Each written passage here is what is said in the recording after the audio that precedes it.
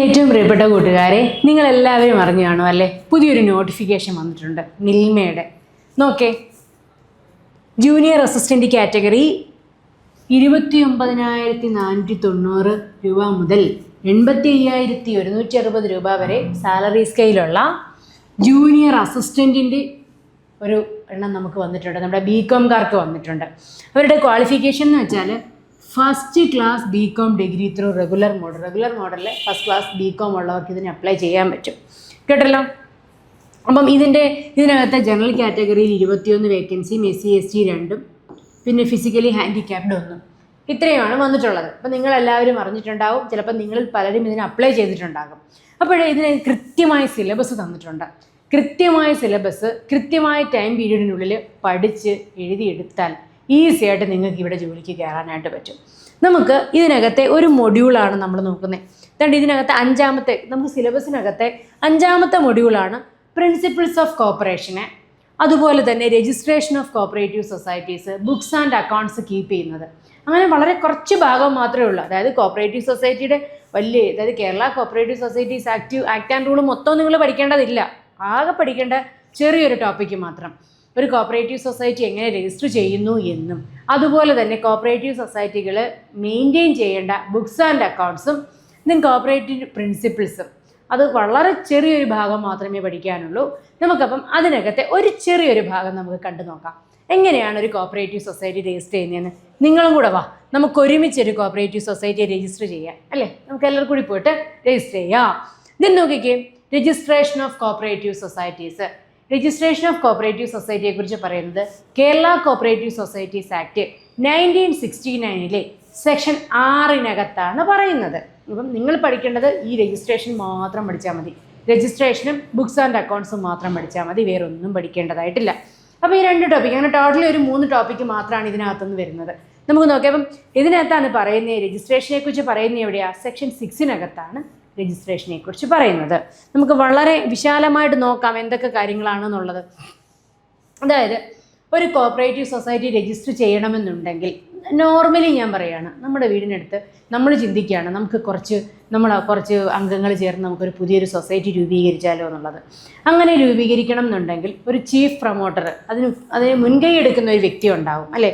ആ വ്യക്തി നമ്മുടെ വീടിനടുത്തുള്ള ആ ഒരു ഏരിയയിലുള്ള 25 മെമ്പേഴ്സിന് 25 അംഗങ്ങളെ കൂട്ടിച്ചേർത്തിട്ട്, അത് വ്യത്യസ്ത ഫാമിലിയിലുള്ള മെമ്പേഴ്സ് ആയിരിക്കണം. മനസ്സിലായോ? വ്യത്യസ്ത ഫാമിലിയിലുള്ള മെമ്പേഴ്സ്.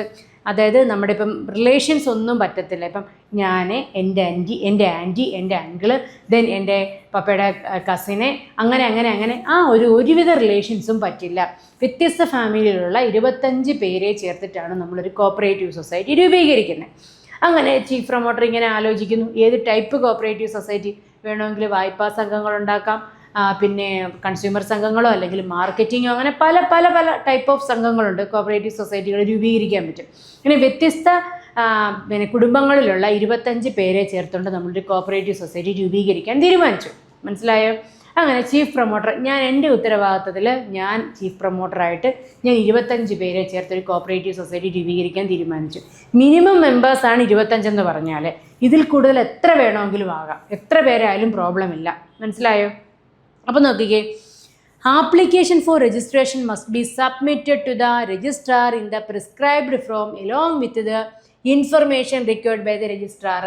കോപ്പറേറ്റീവ് സൊസൈറ്റി രജിസ്റ്റർ ചെയ്യണമെന്നുണ്ടെങ്കിൽ ഈ മെമ്പേഴ്സ് ചേർന്നിട്ട് ആപ്ലിക്കേഷൻ ഫോം കൃത്യമായി രജിസ്ട്രാറിൻ്റെ കയ്യിൽ ആപ്ലിക്കേഷൻ ഫോം കൊടുത്ത് രജിസ്ട്രാർ എന്തെല്ലാം കാര്യങ്ങൾ പറയുന്നുണ്ടോ, രജിസ്റ്റർ ചെയ്യാൻ നിങ്ങൾക്ക് എന്തെല്ലാം കാര്യങ്ങൾ വേണമെന്ന് പറയുന്നു, അതെല്ലാം തന്നെ രജിസ്ട്രാറിന് കൊടുക്കണം. ഈ കോപ്പറേറ്റീവ് സൊസൈറ്റിയുടെ നിയമാവലി നമ്മൾ എന്ത് ചെയ്യാനാണ് പോകുന്നത്, ഇതിനെക്കുറിച്ചെല്ലാം നമുക്ക് സംസാരിക്കാം. ഓക്കെ. അപ്പോൾ നമ്മൾ 25 പേരെ ചേർത്ത് നമ്മൾ കോപ്പറേറ്റീവ് സൊസൈറ്റി രൂപീകരിക്കാനായിട്ട് പോവുകയാണ്. രൂപീകരിക്കുന്നതിന് മുൻപ് എന്ത് വേണം? രജിസ്ട്രാറിൻ്റെ അനുമതി വേണം. രജിസ്ട്രാറിന് നമ്മൾ ഇതെല്ലാം കൊണ്ടുവന്ന് കൊടുത്ത് രജിസ്ട്രാർ വേണം ഒരു കോപ്പറേറ്റീവ് സൊസൈറ്റിയെ രജിസ്റ്റർ ചെയ്ത് തരാനായിട്ട്, അല്ലേ? അങ്ങനെ എന്താണ് പറഞ്ഞിരിക്കുന്നത്? Registration must be submitted to registrar prescribed form along with the any information. എന്തെല്ലാം കാര്യങ്ങൾ രജിസ്ട്രാർ പറയുന്നുണ്ടോ ആ പറയുന്ന എല്ലാ കാര്യങ്ങളും കൊണ്ടുവേണം നമ്മൾ രജിസ്ട്രാറിൻ്റെ അടുത്ത് ആപ്ലിക്കേഷൻ കൊടുക്കാനായിട്ട്. ഇതിനടുത്ത് നോക്കിക്കേ, the application must meet the following requirements.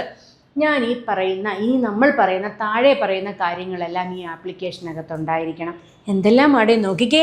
It must be accompanied by 3 copies of the proposed bylaw of the society.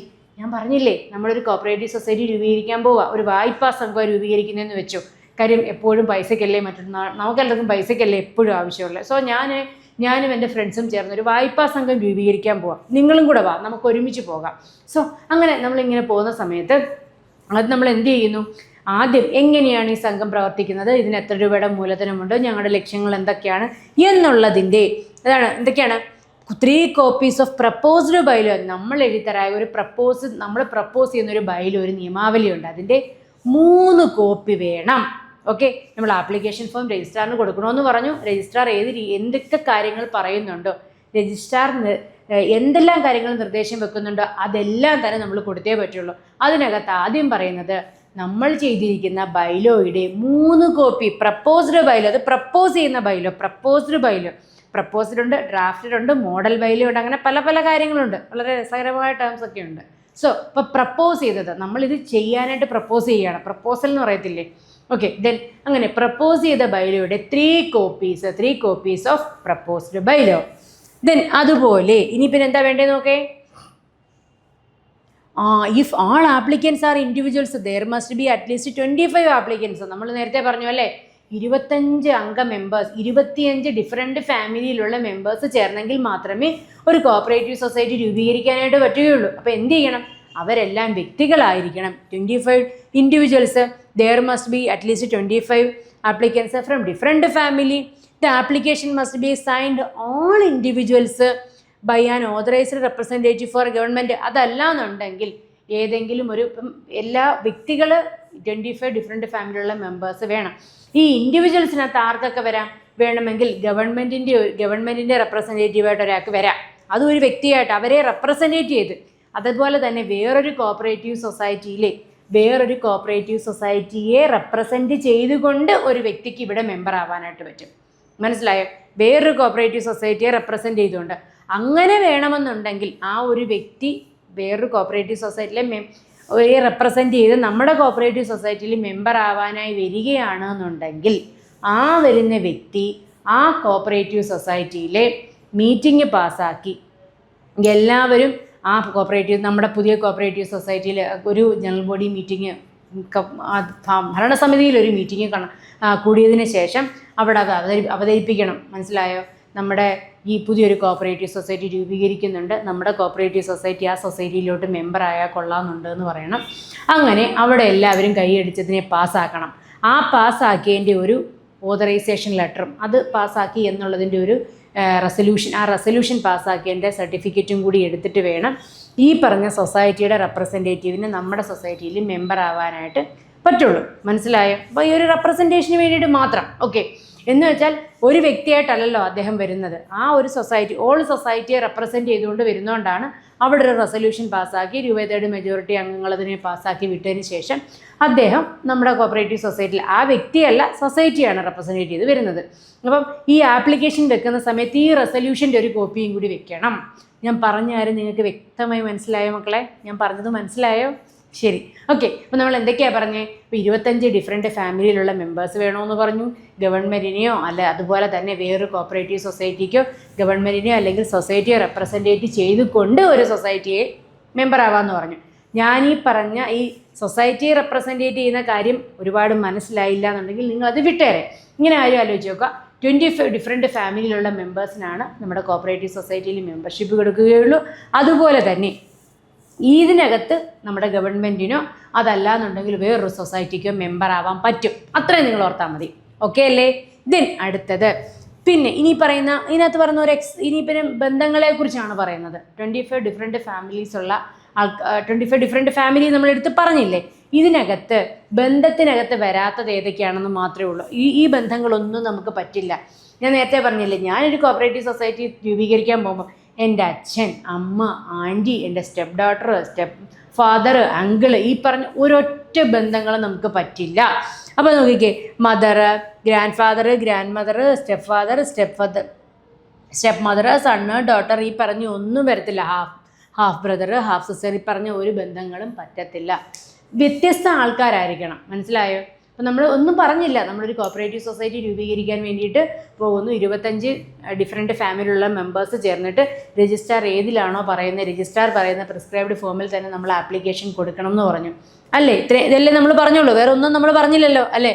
പിന്നെ പറഞ്ഞതെന്ന് വെച്ച് കഴിഞ്ഞാൽ പിന്നെ എന്തായിരുന്നു, നമ്മൾ ചെയ്യാൻ പോകുന്നത് ക്രെഡിറ്റ് കോപ്പറേറ്റീവ് സൊസൈറ്റി ആണെന്ന് പറഞ്ഞു.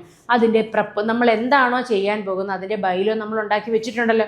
ആ പ്രപ്പോസ്ഡ് ബൈലോയുടെ 3 കോപ്പീസ് കൊടുക്കണം, 3 കോപ്പിയും കൂടെ കൊടുക്കണം.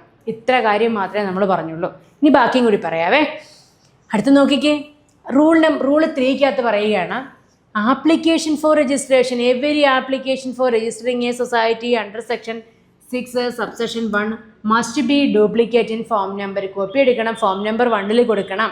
അതിനകത്ത് 3 കോപ്പി വെച്ചിരിക്കണം, പ്രപ്പോസ്ഡ് ബൈയുടെ 3 കോപ്പി വെച്ചിരിക്കണം. ഫോം നമ്പർ 1 ആപ്ലിക്കേഷൻ കൊടുക്കണം. ഒന്നാമത് ഫോം നമ്പർ 1 ആപ്ലിക്കേഷൻ കൊടുക്കുന്നത് ഫോം നമ്പർ 1. അപ്പം റൂൾ 3 എന്താ പറഞ്ഞത്, 3 കോപ്പീസ് ഓഫ് പ്രപ്പോസ്ഡ് ബൈലോ. ഒട്ട് മുമ്പ് നമ്മൾ പറഞ്ഞ കാര്യമാണല്ലേ. ദെൻ അതുപോലെ A list of contributors in duplicate showing the share capital contributions and enhance fee paid. അതായത് നമ്മുടെ 25 ഡിഫറെൻറ്റ് ഫാമിലിയിലുള്ള മെമ്പേഴ്സ് വന്ന് നമുക്ക് ഒപ്പിട്ടാണെന്ന് പറഞ്ഞല്ലോ, അവരെന്തിരിക്കണം, ഷെയർ ക്യാപിറ്റൽ എടുത്തിട്ടുണ്ടാവുമല്ലോ, അവരെത്ര രൂപ തന്നിട്ടുണ്ട് അതിൻ്റെ ഡീറ്റെയിൽസ്. ഈ ലിസ്റ്റ് ഓഫ് കോൺട്രിബ്യൂട്ടേഴ്സ് ആരെല്ലാം തന്നു അതിൻ്റെ കോപ്പി, ഇതിൻ്റെ showing the share capital contribution and enhance fee paid, എത്ര രൂപയുടെ ഫീസ് അടച്ചു. ഇതിന് അതുപോലെ തന്നെ ഈ scheme showing the economic soundness of the society. അതായത് ഒരു കോപ്പറേറ്റീവ് സൊസൈറ്റി രജിസ്റ്റർ ചെയ്യുന്നതിന് വേണ്ടി ഇത്രയും പേരുടെ കയ്യിൽ നമ്മൾ പൈസ പിരിച്ചു. അത് എൻ്റെ കൈ വെച്ചേക്കാൻ പറ്റുമോ? ഞാനല്ലേ ചീഫ് പ്രൊമോട്ടർ, എൻ്റെ കൈ വെച്ചേക്കാൻ പറ്റുമോ? പറ്റില്ല. എന്ത് ചെയ്യണം? ഞാനൊരു ബാങ്കിലേക്ക് പൈസ അടയ്ക്കണം. അതിനാണ് പറഞ്ഞത് നമ്മൾ ഫിനാൻസിങ് ബാങ്കിലേക്ക് നമ്മൾ അടയ്ക്കും. നമ്മുടെ കോപ്പറേറ്റീവ് സൊസൈറ്റിക്ക്, എല്ലാ കോപ്പറേറ്റീവ് സൊസൈറ്റിക്കും ഒരു ഫിനാൻസിങ് ബാങ്ക് ഉണ്ടായിരിക്കും. ഓക്കെ, അവരുടെ ഫണ്ട് കൊണ്ടുവന്ന് ഡെപ്പോസിറ്റ് ചെയ്യുന്നൊരു ബാങ്കുണ്ട്. അങ്ങനെ നമ്മുടെ പൈസ എല്ലാം കൂടെ കൊണ്ടുവന്ന് നമ്മൾ നമ്മുടെ ഫിനാൻസിങ് ബാങ്കിലേക്ക് അടച്ചു. അതായത് നമ്മുടെ സാധാരണ സംഘങ്ങളുടെ ഇപ്പോഴത്തെ നമ്മുടെ കേരള ബാങ്കിലോട്ട് അടച്ചു. ഓക്കെ, അപ്പം അടച്ചിട്ട് അവിടെ ചെന്നിട്ട് ഒരു സ്റ്റേറ്റ്മെൻറ്റ് മേടിക്കണം. നമ്മുടെ അക്കൗണ്ടിലുള്ളതിൻ്റെ ഡീറ്റെയിൽസ് നമ്മൾ അടച്ചു എന്ന് പറഞ്ഞാൽ പോരാല്ലോ, രജിസ്ട്രാറിന് അറിയണ്ടേ ഇത്ര രൂപ പിരിച്ചു, അത്രയും പൈസ അടച്ചു എന്നുള്ളത്. അവരുടെ കയ്യിൽ നിന്നൊരു ഫിനാൻഷ്യൽ സ്റ്റേറ്റ്മെൻറ്റ് നമ്മൾ വാങ്ങിക്കേണ്ടതായിട്ടുണ്ട്. അപ്പം 3 കോപ്പീസ് ഓഫ് പ്രപ്പോസ്ഡ് ബൈലോ വേണം. അതുപോലെ തന്നെ ഫിനാൻഷ്യൽ സൗണ്ട്നെസ് അറിയാൻ വേണ്ടിയിട്ട് നമ്മൾ എത്ര രൂപ അവിടെ അടച്ചിട്ടുണ്ട് എന്നുള്ളതിൻ്റെ സ്റ്റേറ്റ്മെൻറ്റ് കാണിക്കണം. ദെൻ എന്തെങ്കിലും ഇൻഫർമേഷനോ ഡോക്യുമെൻറ്റ്സോ രജിസ്ട്രാർ വേറെ ഇതെടുത്തോണ്ടോ എന്ന് നമ്മുടെ രജിസ്ട്രാർ പറഞ്ഞാൽ ആ ഡോക്യുമെൻറ്റ്സും, അതായത് രജിസ്ട്രേഷനുമായി ബന്ധപ്പെട്ട് വേറെ എന്തെങ്കിലും ഒരു ഡീറ്റെയിൽ വേണമെന്ന് രജിസ്ട്രാർ ആവശ്യപ്പെട്ടാൽ അതും കൊടുക്കാനുള്ള ഉത്തരവാദിത്വം നമ്മുടെ ചീഫ് പ്രൊമോട്ടറിനുണ്ട്. ഓക്കെ ആണേ. ദെൻ അതുപോലെ applications of individual must be signed at least 25% different ഫാമിലിയിൽപ്പെട്ട 25 പേര് ഒപ്പിട്ടുള്ള ആപ്ലിക്കേഷനാണ് കൊടുക്കേണ്ടത്. 25 ഡിഫറെൻറ്റ് ഫാമിലിയിലുള്ള മെമ്പേഴ്സ് എന്ത് ചെയ്യണം? ആപ്ലിക്കേഷൻ ഫോമിൽ ഒപ്പിട്ടിരിക്കണം. ഇതിന് അതുപോലെ തന്നെ for societies already registered members of the proposal society, അതായത് for societies already registered as the member of the society, അതായത് വേറൊരു രജിസ്റ്റർ ചെയ്യപ്പെട്ട കോപ്പറേറ്റീവ് സൊസൈറ്റിക്കും നമ്മുടെ കോപ്പറേറ്റീവ് സൊസൈറ്റിയിൽ മെമ്പർ ആകാൻ പറ്റും എന്നാണ് അത് പറഞ്ഞിരിക്കുന്നത്. കേട്ടോ? ആ committee member of registered society must be authorised a resolution to sign application the bylaw and the resolution attached for other body statutory non statutory. തൊട്ട് മുമ്പ് ഞാൻ പറഞ്ഞില്ലായിരുന്നു ഒരു കേസ്, വേറൊരു കോപ്പറേറ്റീവ് സൊസൈറ്റിയാണ് മെമ്പർ ആകുന്നത് എന്നുണ്ടെങ്കിൽ ആ സൊസൈറ്റിയിൽ മീറ്റിംഗ് നടത്തി റെസൊല്യൂഷൻ പാസ്സാക്കിയതിൻ്റെ കോപ്പി. അപ്പം റെസൊല്യൂഷൻ പാസ്സാക്കി കഴിഞ്ഞിട്ട് അന്ന് ഈ കോപ്പറേറ്റീവ് സൊസൈറ്റിയിൽ പുതിയതായി വരുന്ന ക്രെഡിറ്റ് കോപ്പറേറ്റീവ് സൊസൈറ്റിയിൽ നമ്മുടെ കോപ്പറേറ്റീവ് സൊസൈറ്റിക്ക് മെമ്പർ ആകാമോ അതിനകത്ത് വോട്ടിട്ടിട്ട് ആകാവുന്നവർ അതിനെ അതിന് എതിരെ പറയുന്നവരും കാണും, അതിനെ അനുകൂലിക്കുന്നവരും കാണും, പ്രതികൂലിക്കുന്നവരും കാണും.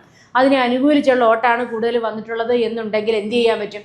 ആ കോപ്പറേറ്റീവ് സൊസൈറ്റിക്ക് നമ്മുടെ പുതിയ കോപ്പറേറ്റീവ് സൊസൈറ്റിയിൽ മെമ്പർ ആവാൻ പറ്റും. അപ്പോൾ അവിടെ പാസ്സാക്കിയ റെസൊല്യൂഷൻ്റെ ഒരു കോപ്പിയും കൂടി ആപ്ലിക്കേഷൻ്റെ കൂടെ വെക്കണം. അത് കാര്യം എന്തുകൊണ്ടാണ്? അതൊരു കോപ്പറേറ്റീവ് സൊസൈറ്റിയാണ്, ഒരൊറ്റ വ്യക്തിയല്ല. എന്നുവെച്ചാൽ ഈ കോപ്പറേറ്റീവ് സൊസൈറ്റിയിൽ എല്ലാ വ്യക്തികളുടെയും കൂടെ സമ്മതം ഉണ്ടെങ്കിലല്ലേ മെമ്പർ ആവാൻ പറ്റുള്ളൂ. നേരെ മറിച്ച് ഞാൻ ഒരു വ്യക്തിയാണ്, അപ്പോൾ എൻ്റെ ആ ആപ്ലിക്കേഷൻ ഫോമിൽ ഞാൻ മാത്രം ഒപ്പിട്ടാൽ മതി. ഇത്രയും പേരുടെയും ഒരു റെപ്രസെൻറ്റേഷൻ ആയതുകൊണ്ടാണ് ആ റെസൊല്യൂഷൻ പാസ്സാക്കി അതിൻ്റെയും കൂടെ ഒരു കോപ്പി കൂടി വെക്കണമെന്ന് പറയുന്നത്. ആയിക്കോട്ടെ. അതുപോലെ പിന്നെ വേറെ എന്തെങ്കിലും ആണെങ്കിൽ സ്റ്റാറ്റ്യൂട്ടറി, നോൺ സ്റ്റാറ്റ്യൂട്ടറി അല്ലെങ്കിൽ കോർപ്പറേഷൻസിനും ഒക്കെ നമുക്ക് മെമ്പർ ആവാനായിട്ട് പറ്റും.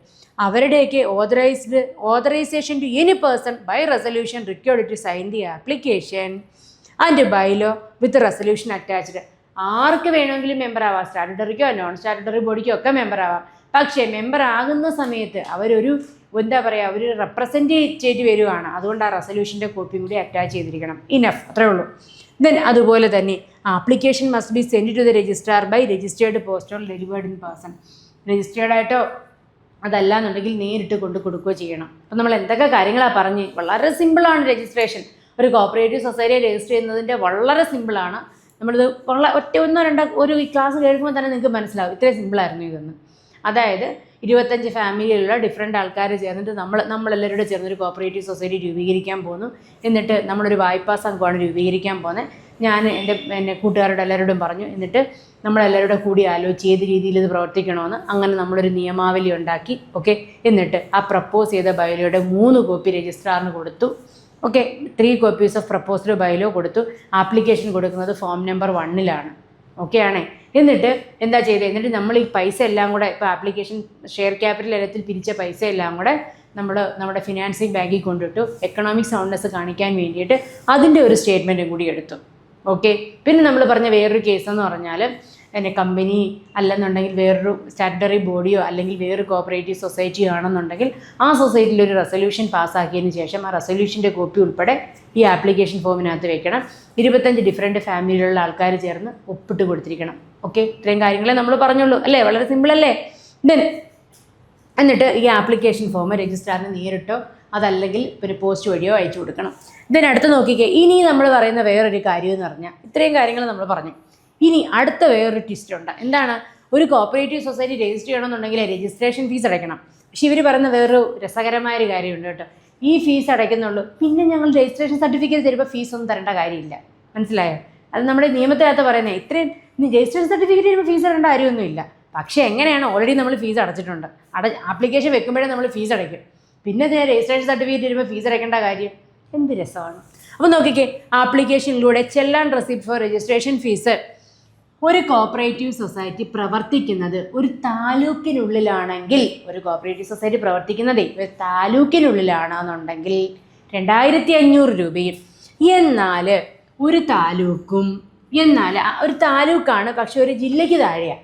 ഒരു taluk but taluk and above, ഒരു താലൂക്കുണ്ട്, താലൂക്ക് 1-2 താലൂക്ക് ആയിക്കോട്ടെ, പക്ഷെ ഒരു ജില്ലയ്ക്ക് താഴെയാണ്. ഒരു ജില്ലയ്ക്ക് താഴെ പ്രവർത്തിക്കുന്ന ചിലപ്പോൾ 1-2-3 താലൂക്കുകൾ പ്രവർത്തന പരിധിയുണ്ട്. അങ്ങനെയാണെന്നുണ്ടെങ്കിൽ 5000 രൂപയാണ് ആപ്ലിക്കേഷൻ ഫോം. അതായത് ഒരു കോപ്പറേറ്റീവ് സൊസൈറ്റി നമ്മൾ രജിസ്റ്റർ ചെയ്യാൻ വേണ്ടി ആപ്ലിക്കേഷൻ എല്ലാം എടുത്തു വെച്ചു. ഇതിൻ്റെ പ്രവർത്തന പരിധി ഉണ്ട് കേട്ടോ. എല്ലാ കോപ്പറേറ്റീവ് സൊസൈറ്റിക്കും, ചില cooperative society school cooperative society അല്ലെങ്കിൽ പിന്നെ ചില പാരമ്പര്യ ബിസിനസ്സുകൾ ചെയ്യുന്ന കോപ്പറേറ്റീവ് സൊസൈറ്റി വെച്ച് ബാക്കി എല്ലാത്തിനും റെസ്ട്രിക്ഷൻസ് ഉണ്ട്, പരിധി നിശ്ചയിച്ചിട്ടുണ്ട്. അപ്പോൾ ഓക്കെ, അപ്പോൾ ഏരിയ ഓഫ് ഓപ്പറേഷൻ അനുസരിച്ചാണ് നമ്മൾ പ്രവർത്തന പരിധിക്ക് അനുസരിച്ചാണ് നമ്മൾ ആപ്ലിക്കേഷൻ ഫോമിന് ഫീ അടയ്ക്കുന്നത്, ആപ്ലിക്കേഷൻ ഫീ അടയ്ക്കണ്ടേ. അപ്പോൾ രജിസ്ട്രേഷൻ ഫീസ് എത്രയാണ്? രജിസ്ട്രേഷൻ ഫീസ് എന്ന് പറഞ്ഞാൽ ഒരു താലൂക്കിൽ താഴെയാണ് ഒരു കോപ്പറേറ്റീവ് സൊസൈറ്റിയുടെ പ്രവർത്തന പരിധി എങ്കിൽ, താലൂക്കിൽ താഴെയാണെന്നുണ്ടെങ്കിൽ 2500 രൂപയും. എന്നാൽ ഒരു താലൂക്കിൽ കൂടുതലും ജില്ലയിൽ താഴെയും, ജില്ലയ്ക്ക് താഴെ താലൂക്കിൽ കൂടുതൽ ഇരട്ടി അടയ്ക്കണം. എന്താണ്? 5000 രൂപ അടയ്ക്കണം. 5000. ദെൻ ഇനി അടുത്ത് നോക്കിക്കേ, ഒരു ജില്ല മൊത്തം പ്രവർത്തന പരിധിയുണ്ട്. ഒരു ജില്ല മൊത്തം പ്രവർത്തിക്കുക, ഒരു ജില്ല മൊത്തമാണ് പ്രവർത്തന പരിധിയെങ്കിലോ 6250. അപ്പോൾ taluk taluk 2500. Taluk and less than A district, taluk less than A district 5000. എന്നാൽ ഒരു ജില്ല മൊത്തം ആണെങ്കിലോ 6250. അപ്പോൾ ഇതിന് പഠിക്കാൻ എളുപ്പമുണ്ട്. അതൊന്നറിയാമോ? 2500ൻ്റെ ഇരട്ടിയാണ് 5000. ഓക്കെ, ദെൻ അതുപോലെ തന്നെ നോക്കിക്കേ, ജില്ലയ്ക്കകത്താണെങ്കിൽ ഒരു ജില്ല മാത്രമാണ് പ്രവർത്തന പരിധി 6250. മോർ ദാൻ എ ഡിസ്ട്രിക്റ്റ്, ഒരു ജില്ലയ്ക്ക് മേളിലാണെന്നുണ്ടെങ്കിലോ 12500. 6 12. അപ്പോൾ ഇതിൻ്റെ ഇരട്ടിയാണ്. അത്ര നിങ്ങൾ സിമ്പിളായിട്ട് ഓർത്ത് വെച്ചിരിക്കാൻ പറ്റും. താലൂക്ക് 2500, ഒരു താലൂക്കിൽ ഒന്നിൽ കൂടുതൽ താലൂക്കും പക്ഷേ ഒരു ജില്ലയിൽ താഴെയും 5000. ഒരു ജില്ല മൊത്തത്തിൽ 6250. ഒന്നിൽ കൂടുതൽ ജില്ലകളാണെന്നുണ്ടെങ്കിൽ മോർ ദാൻ എ ഡിസ്ട്രിക്റ്റ്, ഒന്നിൽ കൂടുതൽ ജില്ലകൾ 12500. ഓക്കെ ആണേ. ദെൻ അതുപോലെ തന്നെ സ്കൂൾ അല്ലെങ്കിൽ കോളേജ് കോപ്പറേറ്റീവ് സൊസൈറ്റി ആണെങ്കിൽ സ്കൂൾ കോളേജ് കോപ്പറേറ്റീവ് സൊസൈറ്റി ആണെങ്കിൽ 100 രൂപയുള്ള ആപ്ലിക്കേഷൻ ഫോം. ഓക്കെ. ദെൻ അതുപോലെ തന്നെ അത് ഏരിയ ഓഫ് ഓപ്പറേഷൻ ബാധകമല്ല. Then SC/ST woman cooperative society ആണെങ്കിൽ SC/ST വുമൺ കോപ്പറേറ്റീവ് സൊസൈറ്റിയുടെ ആപ്ലിക്കേഷൻ രജിസ്ട്രേഷൻ്റെ ഫീസ് എന്ന് പറഞ്ഞാൽ 500 രൂപയാണ്. ഇത്രയും കാര്യത്തിൽ ഡൗട്ടൊന്നും ഇല്ലല്ലോ. ഒറ്റ തവണയും കൂടി പറഞ്ഞിട്ട് നമുക്ക് അവസാനിപ്പിക്കാം. എന്താണ്, ഒരു താലൂക്ക് ഏരിയ ഓഫ് ഓപ്പറേഷൻ ആണെന്നുണ്ടെങ്കിൽ 2500-ഉം ഒരു താലൂക്കിൽ കൂടുതലും, പക്ഷേ എന്നാൽ ഒരു ജില്ലയ്ക്ക് താഴെയുമാണെന്നുണ്ടെങ്കിൽ 5000, അതിൻ്റെ ഇരട്ടി.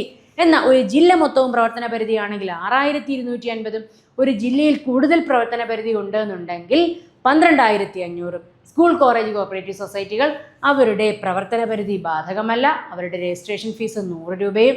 SC/ST കോപ്പറേറ്റീവ് സൊസൈറ്റികൾ SC/ST കോപ്പറേറ്റീവ് സൊസൈറ്റികളാണെന്നുണ്ടെങ്കിൽ SC/ST കോപ്പറേറ്റീവ് സൊസൈറ്റികളോ സ്ത്രീകൾ വനിതാ സംഘങ്ങളാണോ എന്നുണ്ടെങ്കിൽ 500 രൂപയാണ് രജിസ്ട്രേഷൻ ഫീസ്. മറന്നു പോകത്തില്ലല്ലോ. കിട്ടിയല്ലോ. നമുക്ക് നോക്കാം അടുത്തത്. ഇനി അടുത്ത പറയുന്നത് രജിസ്ട്രേഷനാണ്. നമ്മൾ എന്തൊക്കെ കാര്യങ്ങളാണ് പറഞ്ഞു, ഇത്രയും നേരം നമ്മൾ പറഞ്ഞ എല്ലാം ഒന്ന് ഓർത്തെടുത്തേ. എന്തൊക്കെയാണ് നമ്മൾ പറഞ്ഞ് ഫോം നമ്പർ 1 നമ്മൾ എന്തോ പറഞ്ഞു, ഫോം നമ്പർ 1 ആപ്ലിക്കേഷൻ കൊടുക്കണമെന്ന് പറഞ്ഞു. ആപ്ലിക്കേഷൻ കൊടുക്കുന്ന സമയത്ത് 25 പേരുടെ 25 പേര് ആപ്ലിക്കേഷൻ ഫോമിൽ ഒപ്പിട്ടിരിക്കണം. ഈ 25 പേരെന്ന് പറഞ്ഞാൽ വ്യത്യസ്ത ഫാമിലിയിലെ മെമ്പേഴ്സ് ആയിരിക്കണം. ദെൻ അവരെത്ര രൂപ അടച്ചിട്ടുണ്ട് എന്നുള്ളത് കാണിക്കാൻ വേണ്ടിയിട്ടുള്ള ഫിനാൻഷ്യൽ സ്റ്റേറ്റ്മെൻറ്റ് കാണിക്കണം. പിന്നെ നമ്മളെന്താ പറഞ്ഞത്, പിന്നെ ഇതുകൂടാതെ ചെല്ലാൻ റെസിപ്റ്റായിട്ട് ഏരിയ ഓഫ് ഓപ്പറേഷൻ എത്ര പ്രവർത്തന പരിധി ഉണ്ടോ അതിനനുസരിച്ചുള്ള ഫീസിൻ്റെ ഡീറ്റെയിൽസ് പറഞ്ഞു. ആ പേയ്മെൻറ്റിൻ്റെ ചെല്ലാനും കൂടി അടയ്ക്കണം അല്ലേ.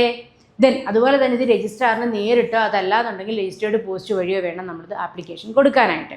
ഓക്കെ ആണ്. ഇത്രയും കാര്യങ്ങൾ മനസ്സിലായില്ലേ. ദെൻ അടുത്ത് നോക്കിക്കേ, എങ്ങനെ രജിസ്റ്റർ ചെയ്യുന്നത് നോക്കിക്കേ. The registrar may register the society and it's bylaw. ഒരു സൊസൈറ്റി രജിസ്റ്റർ ചെയ്യപ്പെടുമ്പോൾ അതിൻ്റെ ബൈലോ ഉൾപ്പെടെയാണ് രജിസ്റ്റർ ചെയ്യുന്നത്. എങ്ങനെയാണ് 60 ദിവസം within 60 days of receiving the application satisfied with the following.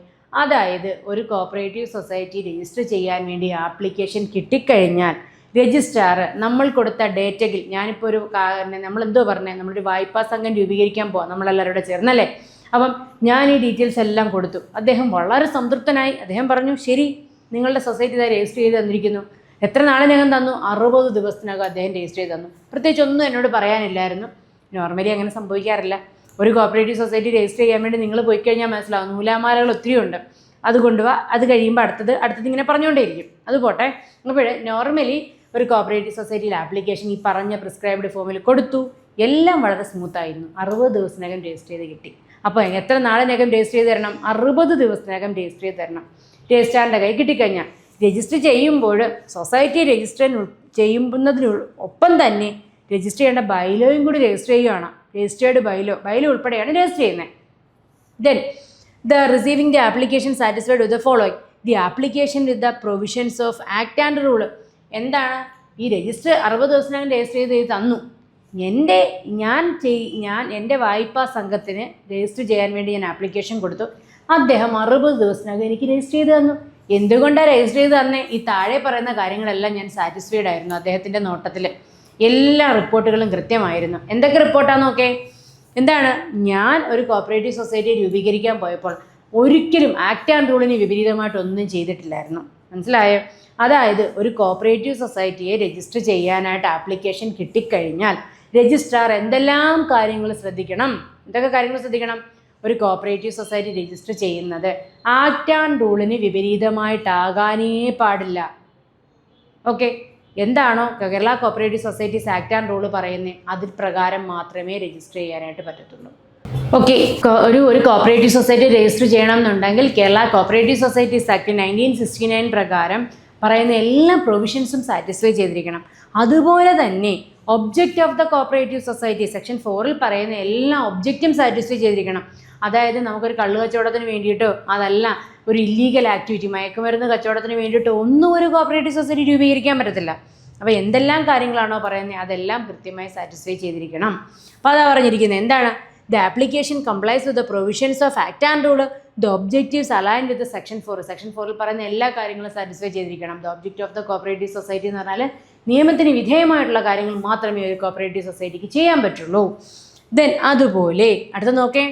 The area of operation does not overlap. അതായത് ഞാൻ പറഞ്ഞല്ലോ കോപ്പറേറ്റീവ് സൊസൈറ്റിക്ക് ഏരിയ ഓഫ് ഓപ്പറേഷൻ വളരെ ഇമ്പോർട്ടൻ്റ് ആണ്.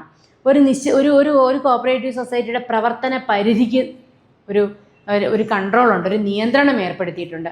ഒരു കോപ്പറേറ്റീവ് സൊസൈറ്റിയുടെ പ്രവർത്തന പരിധി വേറൊരു കോപ്പറേറ്റീവ് സൊസൈറ്റിയുടെ പ്രവർത്തന പരിധിയുമായി ഓവർലാപ്പ് ചെയ്യാൻ പാടില്ല. നമ്മുടെ ഒരു വായ്പാ സംഘം 5 കിലോമീറ്ററിനുള്ളിലുള്ള കരുനാഗപ്പള്ളി ഒരു വായ്പാ സംഘം ഉണ്ടെങ്കിൽ ഈ ഒരു ഏരിയ ഓഫ് ഓപ്പറേഷനിൽ തന്നെ പിന്നൊരു വായ്പാ സംഘം രൂപീകരിക്കാനായിട്ട് പറ്റത്തില്ല. മനസ്സിലായോ? അങ്ങനെ ഏരിയ ഓഫ് ഓപ്പറേഷൻ ഓവർലാപ്പ് ചെയ്യാൻ പാടില്ല. അതുപോലെ തന്നെ proposed bylaw consistent with act and rule, നമ്മളുണ്ടാക്കിയ നിയമാവലി ആക്ടിനും റൂളിനും വിപരീതമാവാൻ പാടില്ല. അതിനെ സാറ്റിസ്ഫൈ ചെയ്തിരിക്കുന്നതായിരിക്കണം.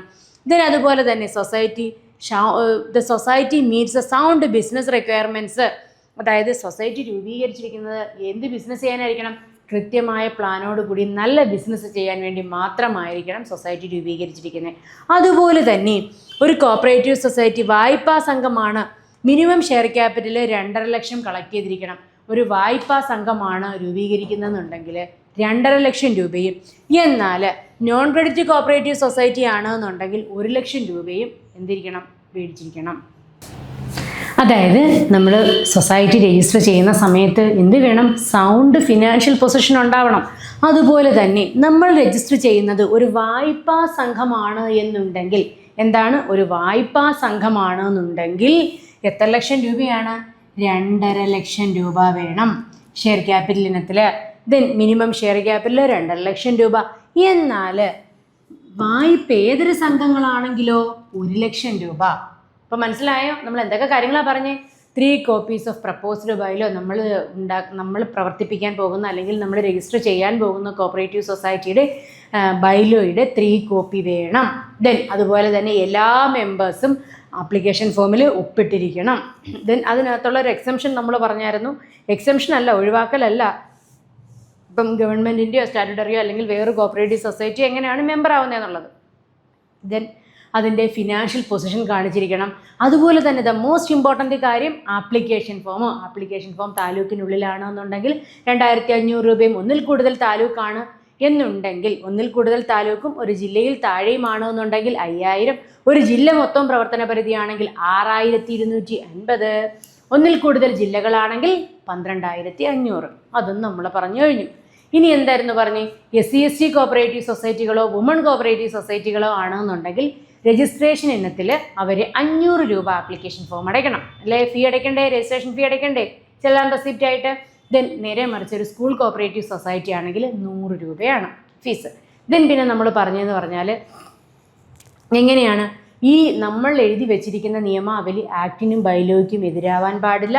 സെക്ഷൻ 4, അതായത് ഒബ്ജക്റ്റ് ഓഫ് ദ കോപ്പറേറ്റീവ് സൊസൈറ്റിക്ക് നല്ല ഒബ്ജക്റ്റിന് വേണ്ടിയിട്ടായിരിക്കണം. മെമ്പേഴ്സിൻ്റെ എക്കണോമിക് സൗണ്ട്നെസ് അല്ലെങ്കിൽ അവർക്ക് ഏറ്റവും നല്ല സർവീസ് കിട്ടാൻ വേണ്ടിയിട്ടാണല്ലോ ഒരു കോപ്പറേറ്റീവ് സൊസൈറ്റി രൂപീകരിക്കുന്നത്. കോപ്പറേറ്റീവ് പ്രിൻസിപ്പിൾസിൻ്റെ അടിസ്ഥാനത്തിലായിരിക്കണം കോപ്പറേറ്റീവ് സൊസൈറ്റി പ്രവർത്തിക്കേണ്ടത്.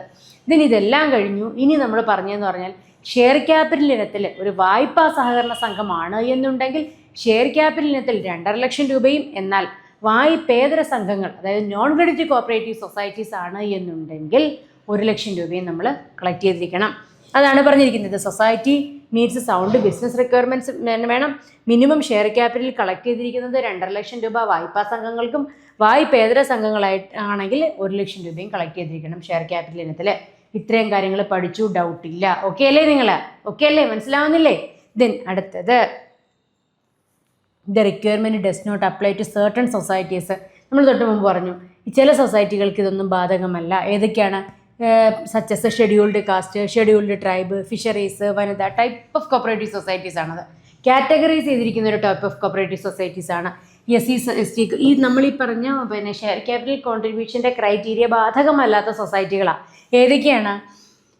ഷെഡ്യൂൾഡ് കാസ്റ്റേഴ്സ്, ഷെഡ്യൂൾഡ് ട്രൈബ് സൊസൈറ്റികൾ, അതുപോലെ തന്നെ വനിത, transgenders, primary Anand pattern, Apco സംഘങ്ങൾ, അതുപോലെ school college cooperative societies, traditional industrial societies, പരമ്പരാഗത വ്യവസായത്തിന് വേണ്ടിയിട്ട് പ്രവർത്തിക്കുന്ന cooperative സൊസൈറ്റികൾ.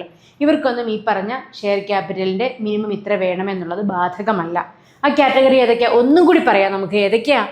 Scheduled, SC/ST cooperative societies, വനിത, ട്രാൻസ്ജെൻഡേഴ്സ്, അതുപോലെ തന്നെ primary Anand milk cooperative societies, Apco സംഘങ്ങൾ, അതുപോലെ തന്നെ സ്കൂൾ കോളേജ് കോപ്പറേറ്റീവ് സൊസൈറ്റികൾ, ട്രഡീഷണൽ ഇൻഡസ്ട്രിയൽ കോപ്പറേറ്റീവ് സൊസൈറ്റികൾ. ഇത്രയും സൊസൈറ്റികൾക്ക് ഈ ഷെയർ ക്യാപിറ്റൽ നമ്മൾ പറഞ്ഞ ഈ 2.5 ലക്ഷം 1 ലക്ഷം നമ്മൾ പറഞ്ഞില്ലേ, അത് ബാധകമല്ല. കേട്ടോ മക്കളെ, മനസ്സിലാവുന്നുണ്ടോ? ദെൻ അടുത്തത്, if the registration is refused, the registrar must communicate the refusal with reasons to applicants within 15 days of the order. നമ്മൾ നേരത്തെ മുമ്പ് എന്താ പറഞ്ഞേ, ഞാൻ കോപ്പറേറ്റീവ് സൊസൈറ്റിയിൽ ആപ്ലിക്കേഷൻ കൊടുത്തു, എല്ലാം സാറ്റിസ്ഫൈഡായി, എനിക്ക് കിട്ടിയെന്നല്ലേ.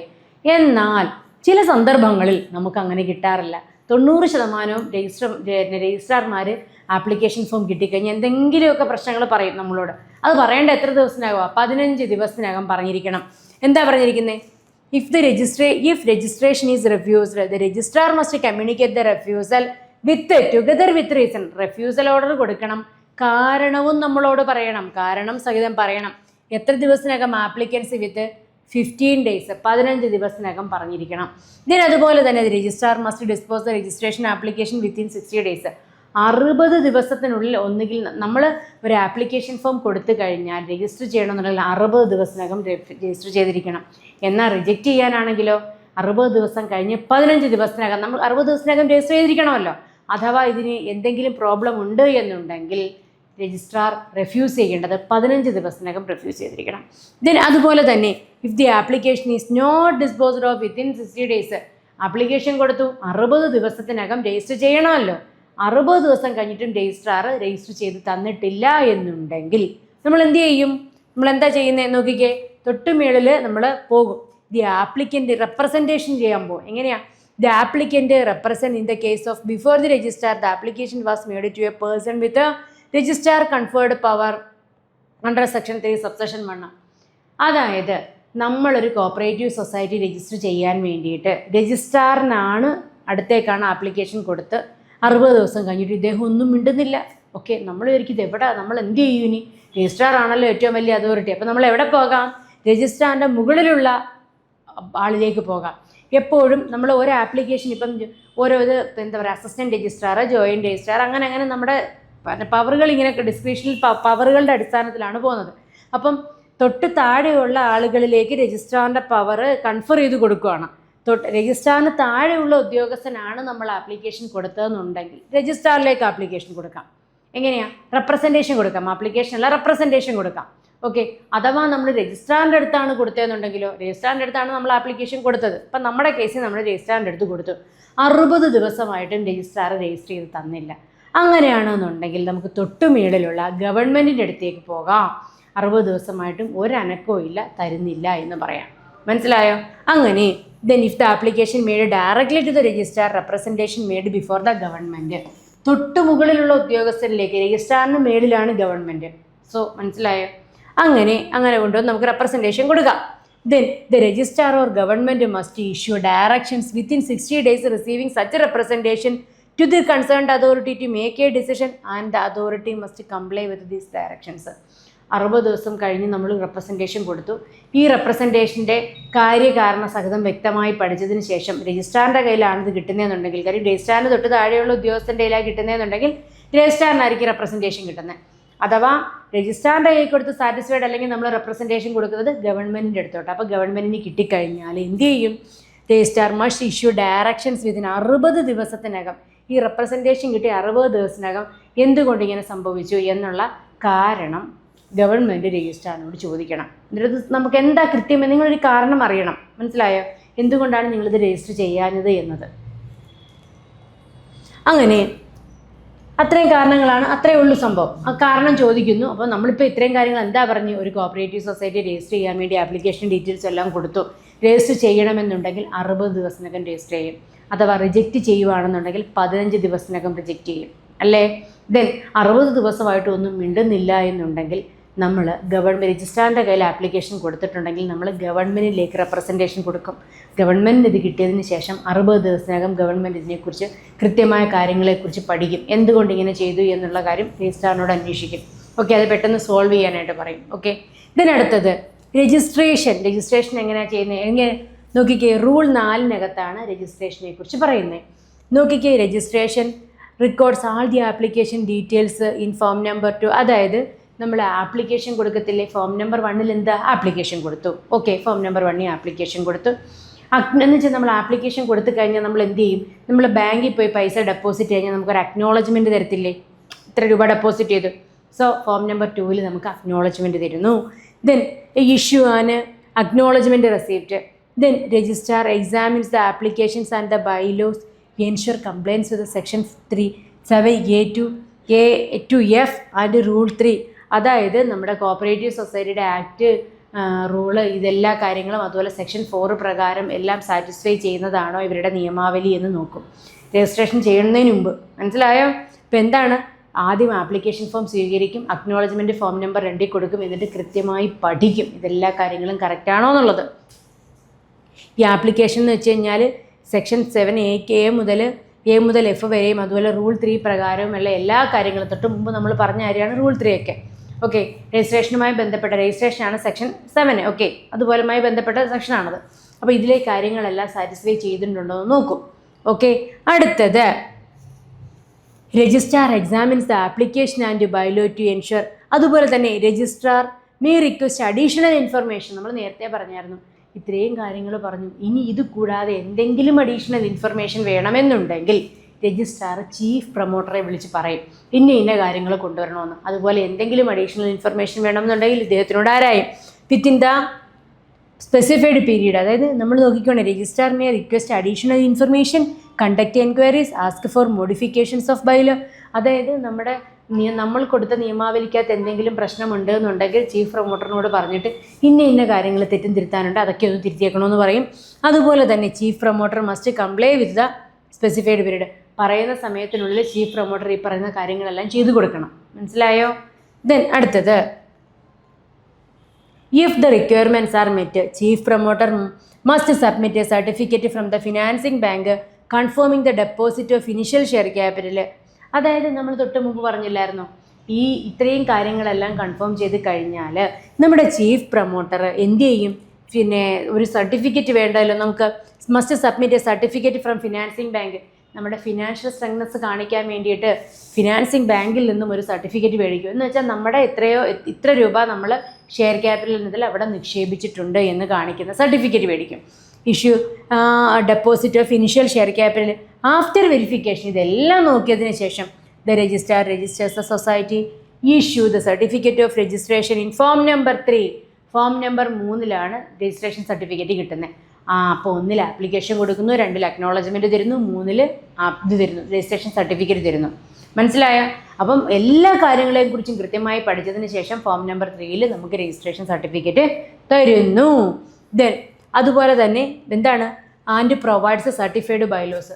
നിയമം നമ്മൾ കൊടുത്ത ബൈലോ അവർ പഠിച്ച് അതിനകത്ത് വേണമെങ്കിൽ മോഡിഫിക്കേഷൻസ് വരുത്തിയിട്ട് നിയമാവലി ഉൾപ്പെടെ രജിസ്റ്റർ ചെയ്ത് നമുക്ക് തരുന്നു. അപ്പോൾ ഏതിനകത്താണ് ഇതിനെ നമുക്ക് രജിസ്ട്രേഷൻ സർട്ടിഫിക്കറ്റ് തരുന്നത്? ഫോം നമ്പർ 3 രജിസ്ട്രേഷൻ സർട്ടിഫിക്കറ്റ് തരുന്നു. ടുഗദർ വിത്ത് രജിസ്റ്റേർഡ് ബൈലോ ഉൾപ്പെടെ നമുക്ക് തരുന്നു. ഓക്കെ, അടുത്ത നോക്കിക്കേ.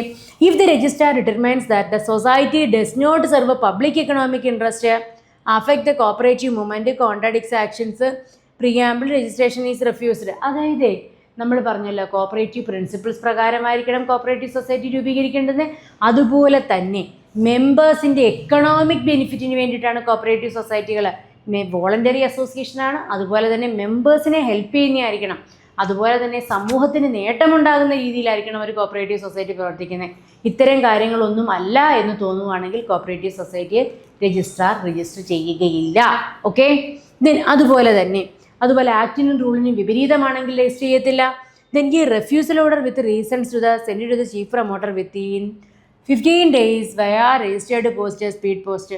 അതായത് രജിസ്റ്റർ ചെയ്യാൻ നമുക്ക് താല്പര്യമില്ല എന്നുണ്ടെങ്കിൽ രജിസ്ട്രാർ ചീഫ് പ്രൊമോട്ടറെ രജിസ്റ്റേർഡ് പോസ്റ്റ് വഴി കൃത്യമായി 15 ദിവസത്തിനകം അറിയിച്ചിരിക്കണം. ദെൻ അതുപോലെ decision on approval or refusal of registration must be made within 60 days from the date of registration. Decision on approval, അതായത് ഒന്നുകിൽ സ്വീകരിക്കുന്നതാവാം, അതല്ല എന്നുണ്ടെങ്കിൽ റെഫ്യൂസ് ചെയ്യുന്നതാകാം. ഇത് രണ്ടായാലും 60 ദിവസത്തിനകം പറഞ്ഞിരിക്കണം. റെഫ്യൂസൽ ആണെന്നുണ്ടെങ്കിൽ അന്ന് 15 ദിവസം മറക്കരുത്. രജിസ്റ്റർ ചെയ്യാൻ 60 ദിവസം. റെഫ്യൂസൽ ഓർഡർ എന്ന് പറഞ്ഞാൽ ഈ 60 ദിവസം കഴിഞ്ഞ് 15 ദിവസത്തിനകം പറഞ്ഞിരിക്കണം. മനസ്സിലായോ? അല്ലാതെ ഒരു കോപ്പറേറ്റീവ് സൊസൈറ്റി ആപ്ലിക്കേഷൻ കിട്ടി 15 ദിവസത്തിനകം അല്ല റെഫ്യൂസ് ചെയ്യുന്നത്. കൃത്യമായി പഠിച്ചതിന് ശേഷമാണ് 15 ദിവസത്തിനകം. മനസ്സിലായോ? ഇത്രയും കാര്യങ്ങളേ ഉള്ളൂ. നമ്മൾ വളരെ ചെറിയ കുറച്ച് കാര്യങ്ങൾ മാത്രമേ പറഞ്ഞിട്ടുള്ളൂ. ഏറ്റവും സിമ്പിളായിട്ടുള്ള ഒരു ടോപ്പിക്കാണ് ഈ രജിസ്ട്രേഷൻ എന്ന് പറഞ്ഞാൽ. Then a copy of the certificate of registration and bylaws sent to the financing bank, central apex society, circle cooperative union and state cooperative union. അപ്പോൾ നമ്മുടെ കോപ്പറേറ്റീവ് സൊസൈറ്റി ജനിച്ചു, ഓക്കെ, അങ്ങനെ ബർത്ത്ഡേ ആയി, ജനിച്ചു അങ്ങനെ സർട്ടിഫിക്കറ്റ് കിട്ടി, രജിസ്ട്രേഷൻ സർട്ടിഫിക്കറ്റ് കിട്ടിയേ. അതുപോലെ തന്നെ ടുഗദർ വിത്ത് ബൈലോയും കിട്ടി. അങ്ങനെ രജിസ്ട്രേഷൻ സർട്ടിഫിക്കറ്റ് കിട്ടിക്കഴിഞ്ഞാൽ എന്താണ് a copy of the certificate of registration സർട്ടിഫിക്കറ്റിൻ്റെ കോപ്പിയും അതുപോലെ തന്നെ നിയമത്തിൻ്റെയും അത് നമ്മുടെ നിയമാവലി രജിസ്റ്റേർഡ് പിന്നെ സർട്ടിഫിക്കറ്റും കിട്ടി, ബൈലോയും കിട്ടി. ഇതെവിടെ കൊടുക്കണം? നമ്മുടെ ഫിനാൻസിങ് ബാങ്കിലേക്കും സർക്കിൾ, ഈ ഒരു കോപ്പറേറ്റീവ് സൊസൈറ്റി പ്രവർത്തിക്കുന്ന മേഖലയിലുള്ള സർക്കിൾ കോപ്പറേറ്റീവ് യൂണിയനിലേക്കും അതുപോലെ തന്നെ സ്റ്റേറ്റ് കോപ്പറേറ്റീവ് യൂണിയനിലേക്കും അയച്ചു കൊടുക്കണം. ഒന്നുകൂടെ പറയാം. റൂൾ 4 സബ് റൂൾ 7 പ്രകാരം a copy of certificate of registration സർട്ടിഫിക്കറ്റിൻ്റെ കോപ്പിയും അതുപോലെ തന്നെ നിയമവും ബൈലോയും സെൻഡ് ടു ദ ഫിനാൻസിങ് ബാങ്കിന് അയച്ചു കൊടുക്കണം. സെൻട്രൽ അപ്പെക്സ് സൊസൈറ്റിക്ക് അയച്ചു കൊടുക്കണം. നമ്മളൊരു പ്രൈമറി സംഘമാണെങ്കിൽ തൊട്ട് മുകളിലുള്ള അപ്പെക്സ് സംഘങ്ങൾക്കും സെൻട്രൽ സംഘങ്ങൾക്കും അയച്ചു കൊടുക്കണം. സർക്കിൾ കോപ്പറേറ്റീവ് യൂണിയനുകൾക്ക് അയച്ചു കൊടുക്കണം. സ്റ്റേറ്റ് കോപ്പറേറ്റീവ് യൂണിയൻ അയച്ചു കൊടുക്കണം. Then in societies with an online system the entire registration process fee payment must be done in online. നമ്മളിപ്പോൾ സാധാരണ രീതിയിൽ ഇപ്പോൾ എല്ലാ കാര്യങ്ങളും ഓൺലൈനിലാണല്ലോ ചെയ്യുന്നത്. എന്ന് വെച്ചാൽ ഓൺലൈനായിട്ടാണ് ഈ കാര്യങ്ങളെല്ലാം ചെയ്യുന്നതെന്നുണ്ടെങ്കിൽ if the societies with online system the entire registration process, എല്ലാ രജിസ്ട്രേഷൻ പ്രോസസ്സും ഫീ പേയ്മെൻറ്റും അതുപോലെ എല്ലാ ട്രാൻസാക്ഷൻസും ഓൺലൈനായിട്ട് നമ്മൾ ചെയ്തിരിക്കണം. ഓക്കെ ആണേ. അപ്പോൾ രജിസ്ട്രേഷൻ സർട്ടിഫിക്കറ്റ് കിട്ടിക്കഴിഞ്ഞാൽ നമ്മൾ എവിടെല്ലാം പോകണം? സെൻട്രൽ സൊസൈറ്റി പറയണം, അപ്പെക്സ് സൊസൈറ്റി പറയണം, സർക്കിൾ കോപ്പറേറ്റീവ് യൂണിയനിൽ ചെന്ന് പറയണം, ഫിനാൻസിങ് ബാങ്കിൽ പറയണം, സ്റ്റേറ്റ് കോപ്പറേറ്റീവ് യൂണിയനോട് ചെന്ന് പറയണം. നമ്മുടെ കോപ്പറേറ്റീവ് സൊസൈറ്റിയിൽ രജിസ്ട്രേഷൻ സർട്ടിഫിക്കറ്റ് കിട്ടി. കാര്യം ഇവിടെ എല്ലാം നമുക്ക് അംഗത്വം എടുക്കണം. അത് മനസ്സിലായോ? അതിന് വേണ്ടിയിട്ടാണ് ഇവരുടെ എല്ലാം ഒരു ഗൈഡൻസോട് കൂടി ഇവരും കൂടി നമ്മളെ റെഗുലേറ്റ് ചെയ്താണ് നമ്മുടെ കോപ്പറേറ്റീവ് സൊസൈറ്റികളെ പ്രവർത്തിപ്പിക്കാൻ പറ്റുള്ളൂ. മനസ്സിലായോ? ഇനിയാണ് registration certificate. Upon registration of cooperative society under this act, registration issue a certificate of registration form number 3. നമ്മൾ പറഞ്ഞു ആപ്ലിക്കേഷൻ ഫോം നമ്പർ 1 ആണ്, അക്നോളജ്മെൻറ്റ് 2 ആണ്, രജിസ്ട്രേഷൻ സർട്ടിഫിക്കറ്റ് ഫോം നമ്പർ 3 ആണ്. അങ്ങനെ സെക്ഷൻ 8 പ്രകാരം, സെക്ഷൻ 8-നകത്താണ് പറയുന്നത് എന്ത്? രജിസ്ട്രേഷൻ സർട്ടിഫിക്കറ്റിനെ കുറിച്ച്. 6 ആപ്ലിക്കേഷൻ, 7 രജിസ്ട്രേഷൻ, 8 രജിസ്ട്രേഷൻ സർട്ടിഫിക്കറ്റ്. അപ്പോൾ 8 രജിസ്ട്രേഷൻ സർട്ടിഫിക്കറ്റ് നമുക്ക് കിട്ടുന്നു. എന്താണ് പറഞ്ഞത്? അപ്പോൾ registration of a cooperative society under this act, the registrar issue a certificate of registration in form number 3 signed and sealed by the registrar. This certificate serves as a conclusive evidence. ഇതെന്ന് പറഞ്ഞാൽ ഒരു cooperative സൊസൈറ്റിയെ സംബന്ധിച്ചിടത്തോളം ഒഴിച്ചുകൂടാൻ പറ്റാത്തൊരു conclusive ആയിട്ടുള്ളൊരു evidence ആണ് സൊസൈറ്റിയുടെ registration certificate. Okay, അപ്പോൾ നമ്മൾ എന്തൊക്കെ കാര്യങ്ങളാണ് പറഞ്ഞത്? ഇപ്പോൾ 8 രജിസ്ട്രേഷൻ സർട്ടിഫിക്കറ്റ് വരെ കിട്ടിക്കഴിഞ്ഞു. ആപ്ലിക്കേഷനിൽ കൊടുത്തു, പല റൂള് 3 പറഞ്ഞു, റൂള് 4 പറഞ്ഞു. അതിനുശേഷം നമ്മളിപ്പോൾ പറയുകയാണ് സെക്ഷൻ 8 നമുക്ക് രജിസ്ട്രേഷൻ സർട്ടിഫിക്കറ്റ് കിട്ടി. ഓക്കെ, ദെൻ നോക്കിക്കേ, രജിസ്ട്രേഷൻ സർട്ടിഫിക്കറ്റ് എന്ന് പറഞ്ഞാൽ എന്തൊക്കെയാണ്? അപ്പോൾ registration cooperative certificate upon registration of cooperative society under this act, the registrar issue a registration certificate in form number 3. Form number 3-നകത്താണ് രജിസ്ട്രേഷൻ സർട്ടിഫിക്കറ്റ് നമുക്ക് തരുന്നത്. അല്ലേ? എന്തിരിക്കണം? രജിസ്ട്രാറിൻ്റെ ഒപ്പുണ്ടാകും, സീലുണ്ടാകും. അതുപോലെ ഈ ഒരു സർട്ടിഫിക്കറ്റാണ് ഒരു കൺക്ലൂസീവ് എവിഡൻസ് എന്ന് പറയുന്നത്. ഓക്കെ, അടുത്ത് നോക്കിക്കേ. If the original registration certificate is irrecoverably lost. നമ്മൾ പറഞ്ഞു നമുക്ക് സർട്ടിഫിക്കറ്റ് കിട്ടി, കുറച്ച് നാൾ കഴിഞ്ഞപ്പം തിരിച്ച് കിട്ടാനാവാത്ത വിധം നമ്മുടെ രജിസ്ട്രേഷൻ സർട്ടിഫിക്കറ്റ് നമുക്ക് നഷ്ടമായി എന്നുണ്ടെങ്കിൽ നമുക്ക് ഡ്യൂപ്ലിക്കേറ്റ് രജിസ്ട്രേഷൻ സർട്ടിഫിക്കറ്റ് എടുക്കാം. എന്താണ്? നോക്കിക്കേ, ഡ്യൂപ്ലിക്കേറ്റ് ഇഷ്യൂ നമുക്ക് കിട്ടാതെ ആകാത്ത വിധം നഷ്ടപ്പെട്ടു പോയാൽ ഡ്യൂപ്ലിക്കേറ്റ് രജിസ്ട്രേഷൻ സർട്ടിഫിക്കറ്റ് ഇഷ്യൂ ചെയ്യാം. It is possible through lost of records the registrar based on available details of audit. അതായത് ഇറിക്കവറബിളി നമുക്ക് നഷ്ടപ്പെട്ട് കഴിഞ്ഞാൽ ഓഡിറ്റ് റിപ്പോർട്ടും രജിസ്ട്രാറിൻ്റെ കയ്യിലുള്ള ഡോക്യുമെൻസും വെച്ച് നമുക്ക് ഡ്യൂപ്ലിക്കേറ്റ് രജിസ്ട്രേഷൻ സർട്ടിഫിക്കറ്റ് ഉണ്ടാക്കാം. അതാ പറയുന്നത്, if the original registration certificate is irrecoverably lost and duplicate issuance is impossible ആവും, റെക്കോർഡ്സ് കിട്ടിയില്ല എന്നുണ്ടെങ്കിൽ the registrar based on available details on ഓഡിറ്റിൻ്റെ ഡീറ്റെയിൽസ് ഒന്നും ഇല്ല എന്നുണ്ടെങ്കിൽ ഓഡിറ്റ് സർട്ടിഫിക്കറ്റ് കിട്ടുന്നത് നമുക്ക് പ്രായോഗികമായ കാര്യമല്ല. പക്ഷേ നമ്മുടെ കയ്യിലുള്ള രജിസ്ട്രാറിൻ്റെ കയ്യിൽ ഈ ഡീറ്റെയിൽസ് ഒക്കെ അവൈലബിൾ ആണെങ്കിൽ ഡ്യൂപ്ലിക്കേറ്റ് രജിസ്ട്രേഷൻ സർട്ടിഫിക്കറ്റ് നമുക്ക് എടുക്കാം. Then okay, certificate and records issue a new certificate with the registration number and date. This certificate signed and sealed and conclusive proof of society's registration and treated as the official registration certificate. ഇങ്ങനെ നമ്മൾ application കൊടുത്തു കഴിഞ്ഞാൽ form number 3A നമുക്ക് duplicate registration certificate തരും. അങ്ങനെ തന്നു കഴിഞ്ഞാൽ എപ്പോഴെങ്കിലും നമുക്ക് ഈ ഒറിജിനൽ കിട്ടിക്കഴിഞ്ഞാൽ അത് സൊസൈറ്റി ഏൽപ്പിക്കണം. പിന്നീട് എപ്പോഴും നമ്മൾ ഉപയോഗിക്കേണ്ടത് നമ്മുടെ ഡ്യൂപ്ലിക്കേറ്റ് രജിസ്ട്രേഷൻ സർട്ടിഫിക്കറ്റ് ആയിരിക്കും. ഒറിജിനൽ അങ്ങ് തിരിച്ചേൽപ്പിക്കണം സൊസൈറ്റിയെ.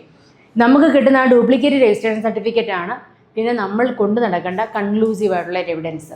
മനസ്സിലായോ? അടുത്ത് നോക്കിക്കേ, form number 4A, manner of issuing registration certificate.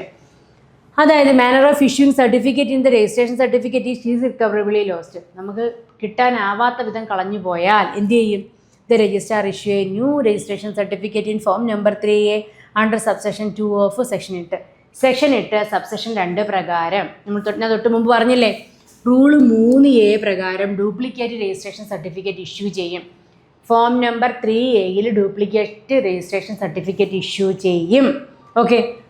അപ്പം റൂൾ 4A എന്താ പറയുന്നത്? Manor of issuing duplicate registration certificate in form number 3A duplicate registration certificate issued. Duplicate registration certificate issue ചെയ്യും. Then അതുപോലെ തന്നെ new certificate in form number അതുപോലെ under subsection 8 subsection 2 പ്രകാരമാണത് കേട്ടോ.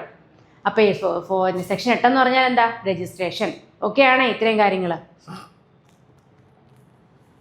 അടുത്തത് manor of issuing certificate in the event of change in name. അപ്പം 4A എന്ന് പറഞ്ഞാൽ registration certificate കളഞ്ഞു പോയി. ഓക്കെ. ഇനി അടുത്തൊരു കേസ് എന്ന് പറഞ്ഞു കഴിഞ്ഞാൽ നമ്മുടെ കോപ്പറേറ്റീവ് സൊസൈറ്റിയുടെ പേരിനുള്ള വ്യത്യാസം. നമുക്കറിയാം change in name 10 section 10 change in name പറയുന്നത്. ചേഞ്ച് ഇൻ ലയബിലിറ്റി 11 അതവിടെ നിൽക്കട്ടെ. Section 10 change in name, section 11 change in liability. അപ്പോൾ ഓക്കെ, അങ്ങനെ നമ്മുടെ കോപ്പറേറ്റീവ് സൊസൈറ്റിയുടെ പേര് വ്യത്യാസം വരുവാണെന്നുണ്ടെങ്കിൽ manner of issuing certificate in the event of change in name of society rule when the society changes its name the registrar will issue a new certificate under section 10 subsection 2 form number 3B as appendix 2 of the rules. അതായത് form number 3B പ്രകാരം പേരിന് വ്യത്യാസം ഉണ്ടായിക്കഴിഞ്ഞാൽ പേര് change ചെയ്ത് കഴിഞ്ഞാൽ form number 3Bക്കകത്താണ് ഇത് തരുന്നത്. അപ്പോൾ ഒന്നും കൂടി പറയാം, 4B എന്ന് പറഞ്ഞാൽ 4B റൂള് 4Bക്കകത്ത് പറയുന്നത് ഏത് രീതിയിലാണ് ഒരു കോപ്പറേറ്റീവ് സൊസൈറ്റിയുടെ പേര് മാറ്റിക്കഴിഞ്ഞാൽ വരുന്നത് എന്നുള്ളതിനെക്കുറിച്ച് പറയുക. ഏത് രീതിയിൽ നമ്മൾ ചെയ്യും? Manner of issuing registration certificate in change in name of a society. ആ ഒരു കേസിൽ എന്ത് ചെയ്യും? When a society changes its name the registrar will issue a new certificate under section 10 subsection 2 then in form number 3B. Form number 3Bക്കകത്താണ് issue ചെയ്യുന്നത്. മനസ്സിലായി? Change in name, പേര് മാറ്റം വന്നു. ഓക്കെ. ഡ്യൂപ്ലിക്കേറ്റ് രജിസ്ട്രേഷൻ സർട്ടിഫിക്കറ്റ് ആണ് 3A form number 3Aക്കകത്ത്. ഇതെന്ന് പറഞ്ഞാൽ എന്താ? Change in name form number 3Bക്കകത്താണ് പറയുന്നത്. അടുത്തത് നമ്മുടെ ഈ ഫോമുകൾ മാത്രം പറയുകയാണ്. Form number 1 application. നമ്മൾ ആപ്ലിക്കേഷൻ കൊടുത്തു. അക്നോളജ്മെൻറ്റ് 2 തരുന്നു. 3 എന്ന് പറഞ്ഞു കഴിഞ്ഞാൽ എന്താ? Registration certificate. 3A എന്ന് പറഞ്ഞാൽ ഡ്യൂപ്ലിക്കേറ്റ് രജിസ്ട്രേഷൻ സർട്ടിഫിക്കറ്റ്. 3B എന്ന് പറഞ്ഞാൽ ഫോം നമ്പർ 3B എന്ന് പറഞ്ഞാൽ എന്താണ്? 3A registration certificate. 3A duplicate registration certificate. 3B എന്ന് പറഞ്ഞാൽ ചേഞ്ച് ഇൻ നെയിം ഓഫ് നമ്മുടെ നെയിം ചെയ്ത് ഒരു കോപ്പറേറ്റീവ് സൊസൈറ്റിയുടെ നെയിം ചെയ്യുന്നതിനുള്ള ഫോമാണ്. Then form number 4 name and address of all societies registered. ഏതെല്ലാം കോപ്പറേറ്റീവ് സൊസൈറ്റികളെ രജിസ്റ്റർ ചെയ്തിട്ടുണ്ടോ, അതായത് ഒരു കേരളത്തിൽ ഏതെല്ലാം കോപ്പറേറ്റീവ് സൊസൈറ്റികൾ രജിസ്റ്റർ ചെയ്തിട്ടുണ്ടോ അതിൻ്റെ എല്ലാത്തിൻ്റെ ഡീറ്റെയിൽസ് ആണ് form number 4. Name and address of all societies registered and the date which bylaw or amended or registered. അതായത് കാലാകാലങ്ങളിൽ ആ നിയമാവലി അമെൻഡ് ചെയ്തിട്ടുണ്ടെങ്കിൽ അതുൾപ്പെടെ. അപ്പോൾ അതാകുമ്പോൾ പിന്നെ ചേഞ്ച് ചെയ്യുമല്ലോ. അപ്പോൾ അതാണ് പറയുന്നത് ഫോം നമ്പർ 4നകത്ത്. ഈ ഫോം നമ്പർ ഭയങ്കര ഇമ്പോർട്ടൻ്റ് ആണ്, കൃത്യമായി പഠിച്ചു വെച്ചേക്കണേ കേട്ടോ. ഓക്കെ. ഇനി ഞാൻ വെച്ച് അതുമായി ബന്ധപ്പെട്ട ക്വസ്റ്റ്യൻസ് ഉണ്ടെന്ന് വിചാരിച്ചു കേട്ടോ. അപ്പം നമ്മൾ പറഞ്ഞ കാര്യങ്ങൾ ഇത്രയേ ഉള്ളൂ. ഒരു വളരെ സിമ്പിളായിട്ടുള്ളൊരു ടോപ്പിക്ക്, കോപ്പറേറ്റീവ് സൊസൈറ്റി എങ്ങനെ രജിസ്റ്റർ ചെയ്യും, നമുക്കൊന്ന് ഓടിച്ചൊന്ന് പോയി പറയാം. അതായത് 25 ഡിഫറെൻറ്റ് ഫാമിലിയിലുള്ള അംഗങ്ങൾ ചേർന്നിട്ട് ആപ്ലിക്കേഷൻ ഫോം കൊടുക്കും. അതുപോലെ തന്നെ ഷെയർ ക്യാപിറ്റൽ സബ്സ്ക്രൈബ് ചെയ്യണം. ഓക്കെ, സബ്സ്ക്രൈബ് ചെയ്തിട്ട് എല്ലാവരും ആപ്ലിക്കേഷൻ ഫോമിൽ ഒപ്പിടണം. ഒരു കോപ്പറേറ്റീവ് സൊസൈറ്റിയോ അതല്ല എന്നുണ്ടെങ്കിൽ വേറൊരു സ്റ്റാറ്റ്യൂട്ടറിയോ ഗവൺമെൻറ്റിനോ അവർക്കൊക്കെ ഒരു സ്ഥാപനത്തിനെ റെപ്രസെൻറ്റേറ്റ് ചെയ്ത് നമുക്ക് കോപ്പറേറ്റീവ് സൊസൈറ്റിയിൽ മെമ്പർ ആവാനായിട്ട് പറ്റും.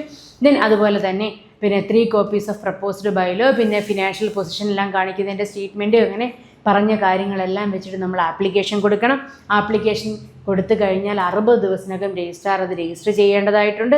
രജിസ്റ്റർ ചെയ്യാൻ എന്തെങ്കിലും പ്രോബ്ലം ഉണ്ട് എന്നുണ്ടെങ്കിൽ 15 ദിവസത്തിനകം ചീഫ് പ്രൊമോട്ടറെ അറിയിക്കണം. അതിനുശേഷം നമ്മൾ എന്താണ് പ്രശ്നം എന്നുള്ളത് ചീഫ് പ്രൊമോട്ടർ സോൾവ് ചെയ്യും. ആ രീതിയിൽ മുന്നോട്ട് പോകും. അതല്ല 60 ദിവസം കഴിഞ്ഞിട്ടും പറയുന്നില്ല എന്നുണ്ടെങ്കിൽ നമ്മൾക്ക്, അതായത് ആപ്ലിക്കേഷൻ കൊടുത്ത ചീഫ് പ്രൊമോട്ടറിന് ആർക്കാണോ ആപ്ലിക്കേഷൻ കൊടുത്തത് അതിന് തൊട്ടുമുകളിലുള്ള ഉദ്യോഗസ്ഥനിലേക്ക് റെപ്രസെൻറ്റേഷൻ കൊടുക്കാനായിട്ട് പറ്റും. അങ്ങനെ റെപ്രസെൻറ്റേഷൻ കൊടുത്തു കഴിഞ്ഞാൽ 60 ദിവസത്തിനകം അവരത് സോൾവ് ചെയ്യാൻ ഗവൺമെൻറ് ഡയറക്ഷൻ കൊടുക്കും. ആർക്കാണോ കിട്ടിയത് അവർ ഡയറക്ഷൻ കൊടുക്കും. ഓക്കെ, ദെൻ അതിനുശേഷം പിന്നെ നമ്മൾ പറഞ്ഞത് ഫോം നമ്പർ 1 ആപ്ലിക്കേഷൻ സ്വീകരിക്കുന്നത്. ഫോം നമ്പർ 2 അക്നോളജ്മെൻ്റ് ആണ്. ഫോം നമ്പർ 3 നമുക്ക് രജിസ്ട്രേഷൻ സർട്ടിഫിക്കറ്റ് തരുന്നു. ഫോം നമ്പർ 3A ആകുമ്പോൾ ഡ്യൂപ്ലിക്കേറ്റ് രജിസ്ട്രേഷൻ സർട്ടിഫിക്കറ്റ് തരുന്നു, അല്ലേ? ദെൻ അത് കഴിഞ്ഞിട്ട് ഫോം നമ്പർ 4 എന്ന് പറഞ്ഞു കഴിഞ്ഞാൽ ഏതൊക്കെ കോപ്പറേറ്റീവ് സൊസൈറ്റികളെ രജിസ്റ്റർ ചെയ്തിട്ടുണ്ടോ അതിൻ്റെ എല്ലാത്തിൻ്റെയും ലിസ്റ്റാണ്. ഏറ്റവും ചെറിയൊരു ടോപ്പിക്ക്, ഏറ്റവും സിമ്പിളായിട്ടുള്ളൊരു ടോപ്പിക്ക്. അപ്പോൾ ഇതുമായി ബന്ധപ്പെട്ട് നിങ്ങൾക്ക് ഇനി ഒരു ടോപ്പിക്കും കൂടെ ഉള്ളൂ. ഏതൊക്കെ type books and accounts keep ചെയ്യുന്നു എന്നുള്ളൊരു ടോപ്പിക്കേ ഉള്ളൂ ലോയുമായി ബന്ധപ്പെട്ട് നിങ്ങൾക്ക് പഠിക്കാനുള്ളത്. അപ്പോൾ ഏറ്റവും നന്നായിട്ട് പഠിക്കുക. ഇതെന്തായാലും നമുക്ക് സിലബസ് തന്നു കഴിഞ്ഞാൽ സിലബസിനകത്തുള്ള കാര്യങ്ങൾ മാത്രം പഠിച്ചാൽ മതി. കൃത്യമായിട്ട് പഠിക്കുക. നമ്മുടെ മാസ്റ്റർ കെ അക്കാഡമി ഇതിൻ്റെ ക്ലാസ് സ്റ്റാർട്ട് ചെയ്തിട്ടുണ്ട്. അപ്പം മിൽമയുടെ അസിസ്റ്റൻറ്റിൻ്റെ ക്ലാസ് നമ്മൾ സ്റ്റാർട്ട് ചെയ്തിട്ടുണ്ട്. എത്രയും പെട്ടെന്ന് ക്ലാസ്സിന് ജോയിൻ ചെയ്യുക, എത്രയും പെട്ടെന്ന് പഠിച്ചു തുടങ്ങുക.